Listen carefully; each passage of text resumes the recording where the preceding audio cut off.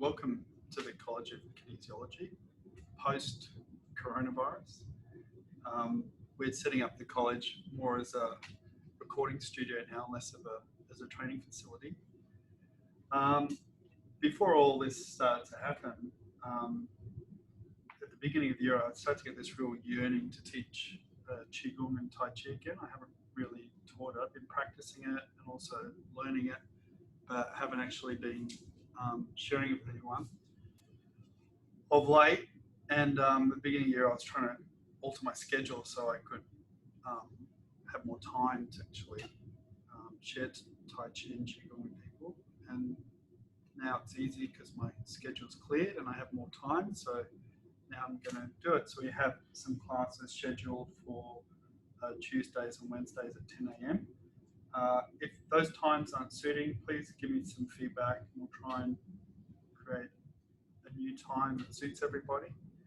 But otherwise, yeah, most people are pretty freed up this time during the lockdown. So it's really important that we keep ourselves sane and balanced. It's really important that we keep our immune systems up.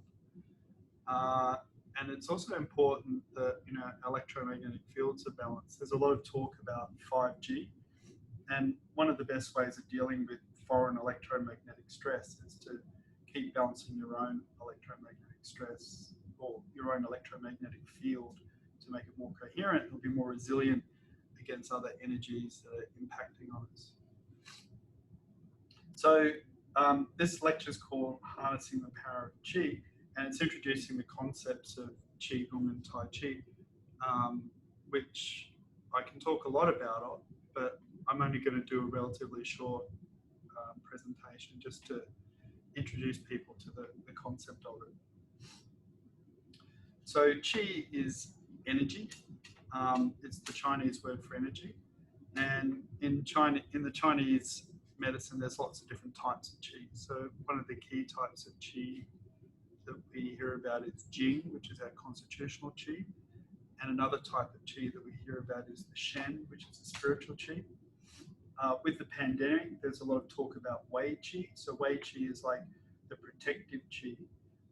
And in Chinese medicine, they believe if your Wei Qi is breaking down and getting dispersed, then you're more vulnerable to disease from an energetic platform, which reflects the biological platform. So the body runs chemically, so it's like an electrochemical machine. There's many chemical reactions which are managed by enzymes and contained by membranes within the body. And if you could put a little electrode into an individual cell, a healthy individual cell has an electrical potential of about 0.75 millivolts. So all the biological activity, all the movement of electrons and protons across membranes inside cells, as a total will generate within an individual cell 0.75 millivolts. So people have estimated how many cells there are in the body, and that estimation goes up as high as 100 trillion. So I don't think anyone's ever actually counted them, but they've been estimated as high as 100 trillion. So some people say 7 trillion, some people say 100 trillion, different books say different things, but it also depends on the size of the person. If you've got a big person, they've got more cells. If you've got a little person, they're going to have less cells because the size of the cells don't change, just the number. So, so if you multiply 100 trillion by 0.75 millivolts, that means within our body we have potential of 75 billion volts of electrical potential in our body. And this energy is available to us, like it's a byproduct of our metabolism. And the idea with Qigong and Tai Chi is we're learning at harnessing and making that electrical flow more coherent so we can actually use it in a functional way to probably run the car in the house potentially. So Qi is like the electrical potential, and that's a direct function of our biochemistry. So as our body goes through different chemical reactions, we're producing electricity or chi or electrons, and that energy is supporting the continued function of biochemistry. And how we develop our mind and our consciousness will be impacting on the electrical charge and also the biochemistry. I was recently talking to an old friend of mine, Jazz Maheen. Some of you may have heard of her, but she's quite famous around the world for not eating. And so it's been over 25 years, 30 years since she's actually taken food. So she's found a way of channeling energy into her body that then drives her biochemistry rather than having to eat food to release energy to drive the biochemistry. So as we refine our chi and we adopt certain practices, we can upscale and start to self-organize at much, much higher levels and start to do things that potentially normal people can't do. So we're going to start looking at Qigong. So Qigong uses movement, visualization, and breath as its main constituents. There are many, many different types of Qigong. So Qigong was developed from the Tao, but then there was Confucianism, and then there was Buddhism. So we've all heard of like the Shaolin monks. They do their own kind of Qigong, and then the Taoists, they do their kind of Qigong, and the Confucians, they do their type of Qigong. They're sort of like the three main sort of religious structures that have been present in China over the last 3,000 years or so. So so there's different applications of Qigong that link to different philosophies. Personally, I like the Taoist philosophy and resonate with that. And there's also different types of Qigong that work for different things. So the type of Qigong that I'll be teaching is like medical Qigong with spiritual influences to help us connect spiritually. But there are many other types that are connected to acquiring special powers that are linked to spirituality and martial arts. So there's quite a few Qigong that help build up the physical strength and vitality or protection, such as Iron Shirt Qigong, which are developed for specific martial art purposes. I'm not really very interested in that. More the healing and spirituality aspects is more what we'll be dealing with when we learn. So there's many, many different styles of Qigong. So you need to be open-minded in your experience of it. And it takes a little bit of time, but not a lot of time before you start to feel the benefit of it. So these are the stages that we're working with in our Qigong practice. So the first stage is about unblocking Qi flow with our warm-ups, releasing stagnant Qi, loosening up and connecting with the body, and also opening the energy of the body up to the universe, so you can start to draw and connect with the energy of the universe. We're doing these classes at 10 a.m., which isn't ideal. Qigong should be practiced very close to dawn, before or just after. That's when the Qi is the most concentrated and focused. So if you go outside and do Qi at dawn, you'll get the most energy. But I don't know if too many of you would be too keen doing it with me at dawn. But hopefully you'll learn the skills and we can share that with you. We also have like Qigong manuals and DVDs that are available as well, so just let us know if you want some of those, so you can practice it in your own time. The second part after you do the warm-up is the form. So the form is about collecting, distributing, and building Qi. So that comes with, it's always important to unblock, get rid of the stagnant energy before you start building more Qi. If you're trying to just increase the qi quantity in your body, but you haven't got rid of the blocks or the stagnation, it can often create more congestion. So the warm-up is extremely important.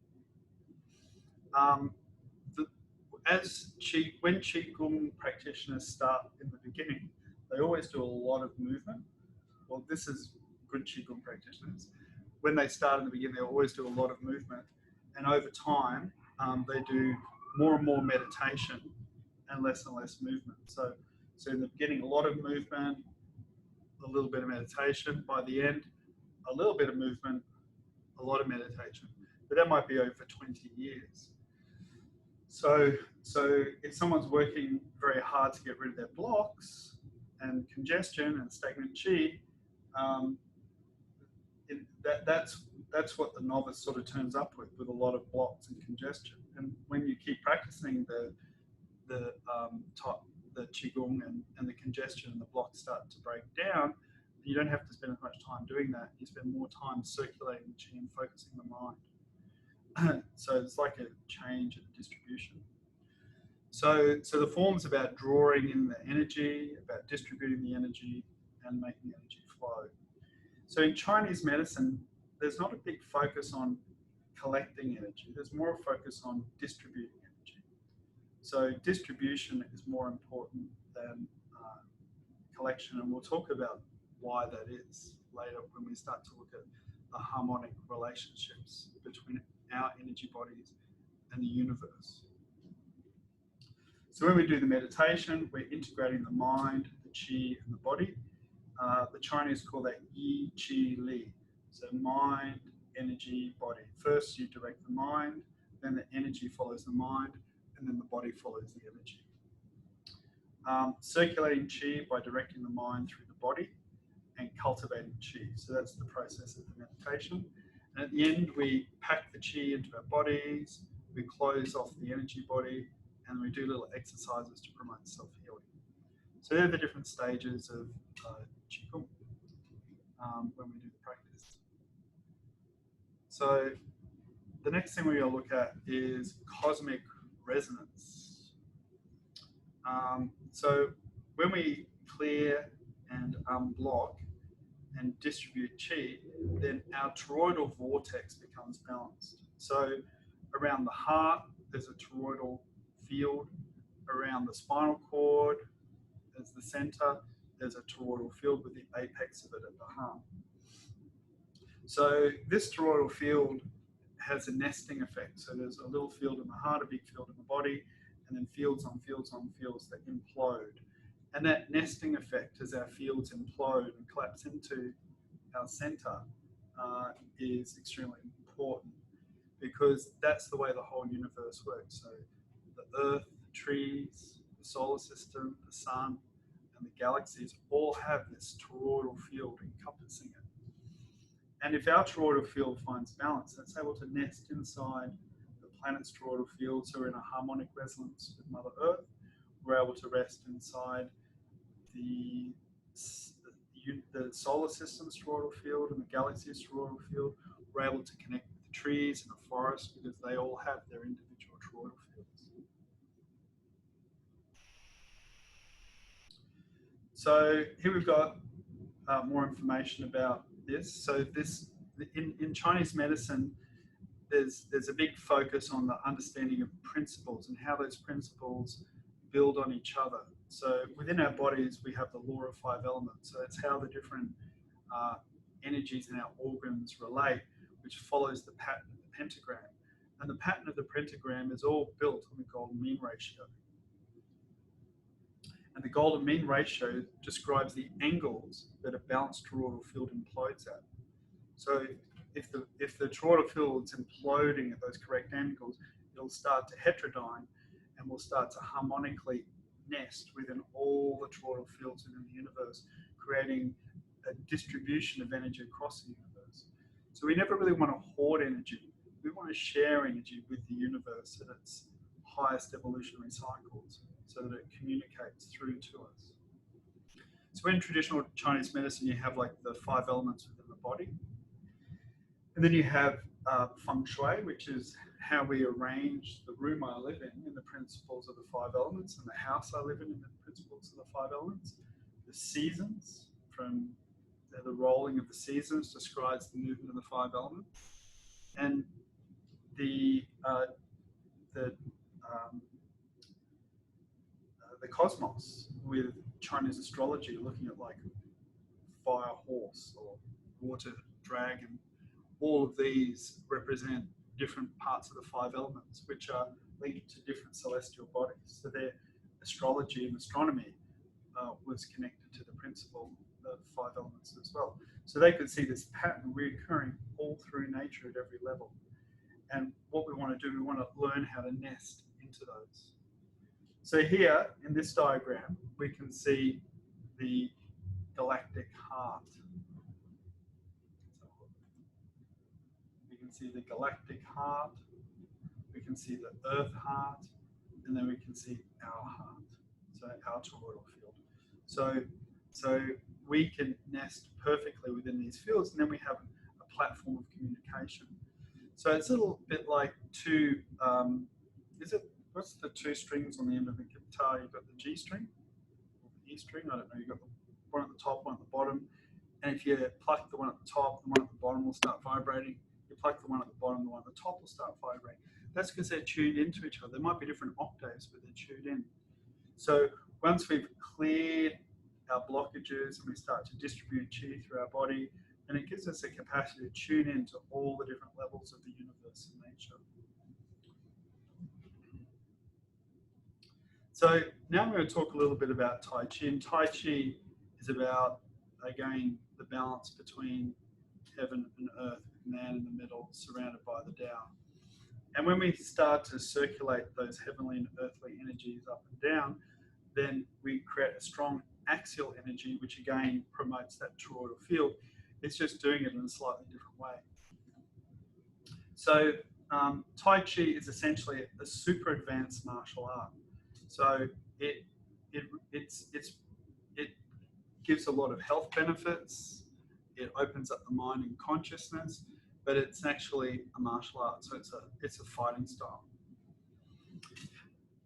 But the actual movements in Tai Chi, like the cool hands going up and down with all the fancy names, which I don't really remember, unfortunately, but I remember how to do them, but I always forget the names. So all these fancy movements when we do Tai Chi, they're connected more with not so much the movement as being relevant, but the process that creates the movement is what's relevant. So the focus in Tai Chi is what drives the movement, and it's always up and down. So even if we're going forward, it's an up and down movement that's creating the forward movement. And it's not like a muscular up and down, it's actually a very subtle fascia flow of up and down that creates that movement. And when we're working with it, we have a lot of blocks in our body that need to be broken down over time, and sometimes create pain while we're learning it. Is that like really turning you on? Maybe not. So Tai Chi is about developing this subtle flow of energy. So Tai Chi is a new kind of movement platform that teaches us to work with our fascia and clear blocks during the power of using the power of gravity with relaxation and alignment to create our movements. In Tai Chi, we learn to embody an understanding of yin and yang in the mind body and how they blend. So this is Tai Chi in relation to the mind body. So in relation to the body, the yin is relaxation and the yang is alignment. So we have like a perfect alignment. We try and find a perfect alignment when we do Tai Chi. And when we find that alignment, we want to make sure that it's done with maximum relaxation. So if the relaxation is excessive, your body will collapse and you'll lose alignment. And if the alignment is excessive, you may have too much tension in the body. So how do we maintain perfect alignment with minimum use of energy and maximum use of relaxation? Within the mind, the yin is awareness and the yang is intent. So we create an intention in relation to the flow of the up and down forces within our body. And when we create the intent, then we get a change, a sensation in our body, and that's our awareness. And so the yin relaxation, yang alignment of the body, and the yin awareness of change, of somatic movement within the body, and the yang, the focus of intent to drive that, all need to integrate and find balance when we do Tai Chi. So I really find that the foundational principles of Tai Chi really support the Qigong. So when I originally started doing Tai Chi, it was for the purpose of improving my Qigong. That was like 15 years later. I went, right, maybe I've done enough Tai Chi study. And when I say Tai Chi study, that's like every week getting a private class for 2 hours with an extremely good adept. So that was, a big sideline, if that was the only reason why I was doing it. But what I found was that Tai Chi gave me perfect movement of energy conduction through my body. So it dismantled so many structures within my mind that were superfluous, that brought me back to a much more profound and deeper connection with the Tao, which is basically the way of nature, which is ultimate simplicity. And the process of the Tai Chi just shows you where all your complexities are within your mind as reflected by your body. And you just have opportunity after opportunity to let it go, let it go, let it go, let it go. And it's very enriching. So that's why I did it for 15 years and why I still do it today. But because I've created that flow in my body, when I go and do the Tai Chi, the Qigong, it's much more potent because I have the correct alignment, all my tissues open, the movement of energy is much, much more effective now that I've learned the whole process of Tai Chi. And the actual physical power that it's given my body is amazing. So, my ability to, deliver strikes, not that I have much call for it these days, is amazing. Like the power I can generate from my body when I want to, using those principles, is effortless and profound, how much power it can generate. So when Tai Chi is done properly, again, a lot of very interesting things start to emerge, like new insights and even new powers start to emerge from the person, which are quite profound. So the Tai Chi that I've learned is from a Direct Lineage. So I learned it off a gentleman called Glenn Blythe, who lives in Redcliffe in Brisbane. And his master is Wee Ki Jing, who lives in New Zealand. And Wee Ki Jing used to look after Master One. So we actually lived with him for about 3 years and helped him out. And Master One would teach Wee Ki Jing Tai Chi. Master One passed away in 1991 at 82 or 83. And he was also a White Crane Kung Fu master. And he didn't start learning Tai Chi until he was 40. So it wasn't like he'd been doing it all his life. He started quite old. And his teacher was Cheng Man Ching. And he's responsible for popularizing Tai Chi. So he actually brought it to New York in the 70s and opened up lots of schools. A lot of the Chinese didn't like it very much because he started to, mass teach it to lots of Westerners. And it was probably, while he was good at Tai Chi, he created a popularization of it, which took away from the actual internals. So there's only a handful of people across the world now who actually know how to do the internals of Tai Chi. And then he learnt off Yang Cheng Fu. And Yang Cheng Fu was part of the original family that took Tai Chi from the Chen family. So the Chen family were the original holders of Tai Chi, and then Yang, not Yang Chen Fu, but a distant relative actually obtained the knowledge of Tai Chi from the Chen family, which wasn't easy. So when we do Tai Chi and Qigong, we're clearing our blocks, opening up our energy to the universe, circulating energy, drawing in energy. And it's one of the most meaningful things when we want to support ourselves in the healing process. In my classes, I talk a lot about the three treasures. So in Chinese medicine, the three treasures are Jing, Qi, and Shen. So they're like the basic foundational types of Qi. So the Jing's our constitutional Qi. Our Qi is our operational Qi. So it's just Qi, it's Qi. And then the Shen is our spiritual Qi. So the spiritual Qi can only be accessed when we're not using up our Jing. So when we're in a survival state, when we're sick or unwell, instead of running from operational Qi, what we do is we draw down Jing. Now in Chinese medicine, they say Jing is finite. So when we're conceived, we're given a set amount of Jing, which varies from individual to individual. And once that Jing's depleted, then theoretically, based on Chinese medicine, that's it, we die. So the idea in Chinese medicine to promote longevity is to keep our Qi levels high and buoyant, and then that way we don't need to draw down on the Jing.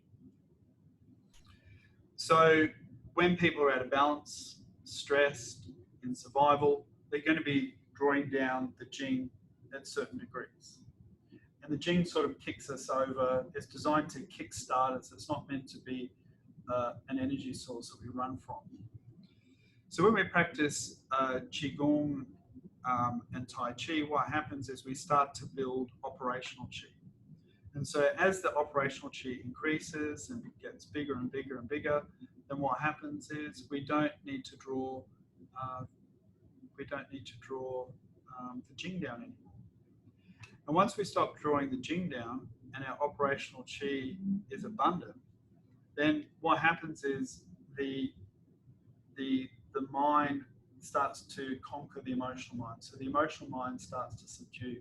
So all the sorrow, the hate, the rage, the sadness, the grief, all of those strong, overpowering emotions start to calm. And we develop what we would call equanimous mind, because our Qi is balanced, our organs are balanced, and then our emotions are balanced.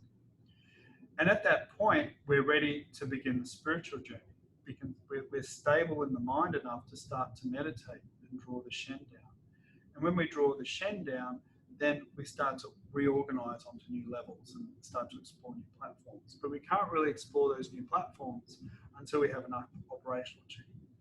So the beginning of the Tai Chi program is to start to connect with that operational Qi, build it up, and then we can start to go on amazing cosmic journeys. So I really like to invite you to explore the program and build up your operational Qi so that you start to step out of all your survival paradigms, and then we can begin an amazing journey into the cosmos together. So hope to see you at my next course.